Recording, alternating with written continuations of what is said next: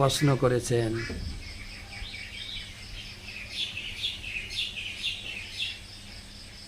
দিবস কৃষ্ণ দাস, ঢাকা, বাংলাদেশ থেকে।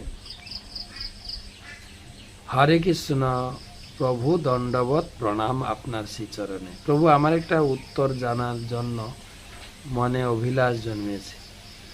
আমি যখন নিজের বাসায় গীতা পাঠ করি সবার সামনে, তখন কিছু হয় না, কিন্তু সিনিয়র কোনো ভক্তরা যদি গীতা শ্লোক বলতে বলে কিংবা পাঠ দিতে বলে, তখনই নার্ভাস হয়ে যায়।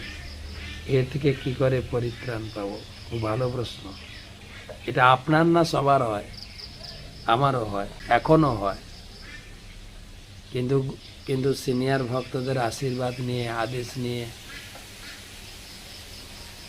বলার চেষ্টা করি, তাতে সিনিয়র ভক্তগণ প্রশংসা করেন, হ্যাঁ খুব ভালো হয়, তাদের আশীর্বাদ হলে হবে। কিন্তু সুযোগ ছাড়বেন না, বলতে বলতে ভয়টা কাটবেন,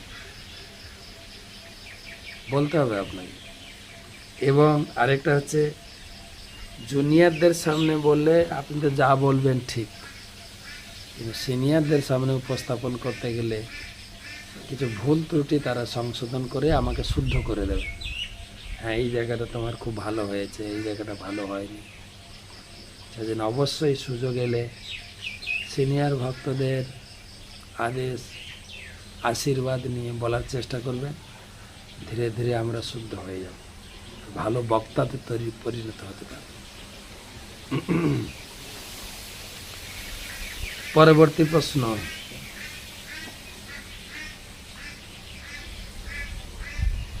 আমাদের রেগুলার প্রশ্ন করে থাকেন দেবারতী মিদ্যা, মেদিনীপুর থেকে। মহারাজ, আপনার চরণে প্রণাম। একাদশী ব্রত পালনের সংকল্প নিয়ে যদি ত্রুটি হয় তাহলে কি দোষ হয়? একাদশী ব্রত সংকল্প না নিয়ে করি, সংকল্প করলে ওটাকে পূরণ করতে হয়। ধরুন আমি আজকে 1 লক্ষ মালা জপ করব, 1 অধ্যায় ভাগবত পড়ব কি গীতা পড়ব, ভগবানের জন্য এত পদ রান্না করব, ভগবানকে সুন্দর করে শৃঙ্গার করব, আমি আজকের দিনে কোনো প্রকারের বৈষ্ণব অপরাধ করব না, ক্রোধ প্রকাশ করব না, এই সংকল্পটা করলে সংকল্পটা মেনে চলতে হয়। আবার সংকল্প পূরণ হলে পরের দিন ব্রত শেষে হাতে জল নিয়ে অর্পণ করবেন ভগবানের চরণে, যেমন ব্রত সংকল্প হয়েছে। যদি কোনো ত্রুটি বিচ্যুতি হয়ে থাকে আমাকে ক্ষমা করবেন এবং আমাকে শক্তি প্রদান করুন, আমি যেন আরও বেশি বেশি করে আপনার ভজন করতে পারি, ব্রত করতে পারি। ব্রত করার সাথে সাথে, সংকল্প করার সাথে সাথে, সংকল্পের একটা পাঠ হচ্ছে ভগবানের কাছে, গুরুদেবের কাছে প্রার্থনা করা, রাধারানীর কাছে, আমি সংকল্প গ্রহণ করছি, আপনারা আমাকে শক্তি প্রদান করুন, আমি যেন করতে পারি। তাহলে হবে। নিজের সংকল্প নিজে পূরণ না হতে পারে, রাধারানীর আশীর্বাদ, গুরুবর্গের আশীর্বাদ থাকলে অচিরেই পূরণ হবে। তবে আরেকটা প্রশ্ন করেছেন, সংকল্প করে যদি বেশি করা হয়, বেশি তো সবসময় গ্রহণযোগ্য, বেশি করতে পারে। 1 লক্ষ মালা জপ করবেন মনে করেছেন, সেখানে আর কিছু মালা জপ বেশি হলো, তা তো ঠিক আছে, অসুবিধা নেই।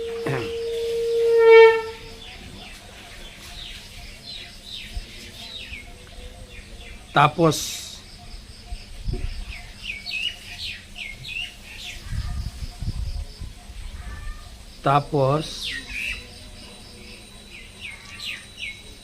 দণ্ডবত প্রণাম। তাপস, পশ্চিম মেদিনীপুর থেকে। আপনার ভাগবত কথা শুনতে শুনতে ঘুমিয়ে পড়ি, তাতে কোনো পাপ করছি না তো? যদি মনোযোগ সহকারে শ্রবণ করেন, হাতে যদি বই থাকে, নোট খাতা থাকে, ঘুম আসবে না। আর যদি বলেন ঠিক আছে শোয়ার আগে একটু শুনে শুনে ঘুমিয়ে পড়ছে, ঠিক আছে, পাপ হবে না। হয়তো রাত্রেও স্বপ্নের চোখে ভাগবত পাঠ শুনতে পারেন, কিন্তু যেহেতু ভাগবত পাঠ শুনতে শুনতে ঘুমিয়েছে, এটা পাপ না, এটা ভালো। কিন্তু আরও ভালো হয় যদি আপনি ভাগবত পাঠ সামনে রেখে, বই থাকবে, আমি যেরকম পড়ছি আপনিও পড়বেন আর নোট করবেন, ভাগবত মিলিয়ে মিলিয়ে পড়বেন আমার কথা শুনে, তাহলে আরো ভালো হয়, ঘুম আসবে না। প্রশ্ন করেছেন আবির ঘোষ।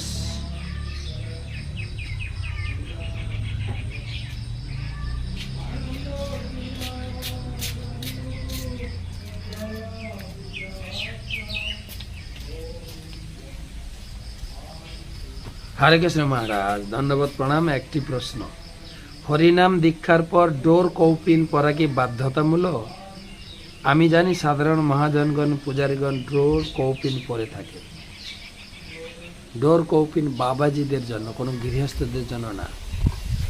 যারা সংসার ত্যাগ করেছেন, ব্রহ্মচারী অবশ্যই কৌপিন পরবেন। সন্ন্যাসী, বানপ্রস্থী, যারা বাবাজি বৈরাগ্য বেশ ধারণ করেছেন, তাদের জন্য ডোর কৌপিন, কোনো গৃহস্থদের জন্য না। যদি আপনি সেই রকম হয়ে থাকেন, গৃহস্থ নন, এমনকি বিয়ে করেননি কিন্তু গৃহস্থ আছেন, তাও ডোর কৌপিন পরবেন না। কৌপিনের সম্মান আলাদা।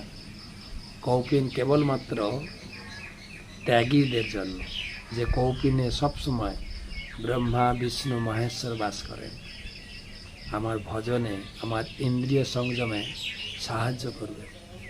যারা ইন্দ্রতৃপ্তি পরায়ণ, যারা ইন্দ্রতৃপ্তিতে যুক্ত, তাদের জন্য ডোর কৌপিন না। দীক্ষা নিলেই যে ডোর কৌপিন পড়তে হবে এমন নেই। যারা ত্যাগের আশ্রম গ্রহণ করেছেন, তাদের জন্য এই কৌপিন অত্যন্ত সহায়ক।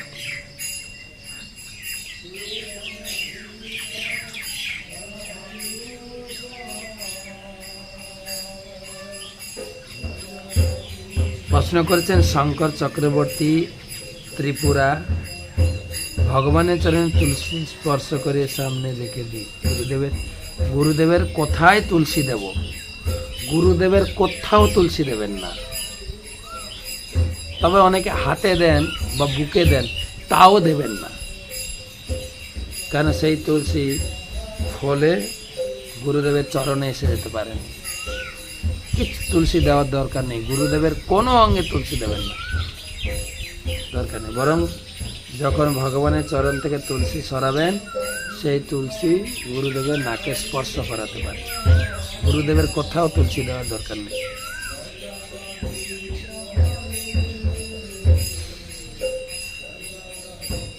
লাস্ট প্রশ্ন, আবির লাল, দক্ষিণ 24 পরগনা থেকে। হরে কৃষ্ণ, শ্রীমদ্ ভাগবতে শ্রীমতী রাধারানীর নাম উল্লেখ কোথায়? গোপীদের নাম গোপীদের উল্লেখ আছে। কোথায় শ্রীমতী রাধারানী, রাধা ঠাকুরানী কোন শ্লোকে উল্লেখ করা আছে? শুধু গোপীরা উল্লেখ করা আছে। ভাগবতের সরাসরি রাধারানীর উল্লেখ নেই, কিন্তু কেননা যখন সুখদেব গোস্বামী ভাগবত পাঠে বসছিলেন, তখন রাধারানী তার চিত্তে অনুপ্রেরণা দিয়েছিলেন, তুমি ভাগবতমে সমস্ত কথা শোনাও, ভগবানের সমস্ত লীলা শোনাও, কিন্তু আমাদের সঙ্গে ভগবান কৃষ্ণের রাসলীলাদি তুমি, বিশেষ করে আমাদের সঙ্গে গোপনীয় কিছু আমাদের মিলন তুমি তুলবে না। সুখদেব গোস্বামী বলছেন, আমি তো তোমাদের লীলা বর্ণনা করার জন্য এসেছি, জগৎকে শোনাবো, তারা শুনে পবিত্র হবে। তো সুখদেব গোস্বামী রাধারানীর নির্দেশ অনুযায়ী রাধারানীর নাম সরাসরি উল্লেখ করেননি, তবে ভাগবতমের 10ম স্কন্ধে 30 অধ্যায় 28 শ্লোকে আকার ইঙ্গিতে মুখ থেকে বেরিয়ে গেছে, অনয়া আরাধিত নুনম ভগবান হরিদীশ্বর জন্ম বিহায় গোবিন্দ প্রীতদান অনাথ। গোপীরা বলছেন যে গোবিন্দ আমাদের সঙ্গে রাসলীলা করছিলেন। গোবিন্দ রাসলীলাতে সবার সঙ্গে, সব গোপীর সঙ্গে আলাদা ছিলেন। সব গোপীদের অহংকার হয়ে গেল। গোপীরা মনে করছেন গোবিন্দ আমার সঙ্গে আছে, আর কারোর সঙ্গে নেই। এই করতে করতে তাদের অহংকার চূর্ণ করার জন্য গোবিন্দ অন্তর্ধান হয়ে গেল। তখন গোপীরা যখন অন্বেষণ করছিলেন কৃষ্ণের, তখন দেখছেন যে গোবিন্দের চরণ এক জায়গায় আছে, তার পাশে দুটো ছোট ছোট চরণ। তখন তারা বললেন, অনয়া আরাধিত নুনম ভগবান হরিদীশ্বর। ভগবান এই রাধারানীকে সঙ্গে নিয়ে গেছেন, মানে রাধারানী বিশেষভাবে গোবিন্দের আরাধনা করেছে, অনয়া আরাধিত। তো 10, 30, 28 এই শ্লোকে পাবেন। ঠিক আছে, আজকে এই পর্যন্ত রাখি।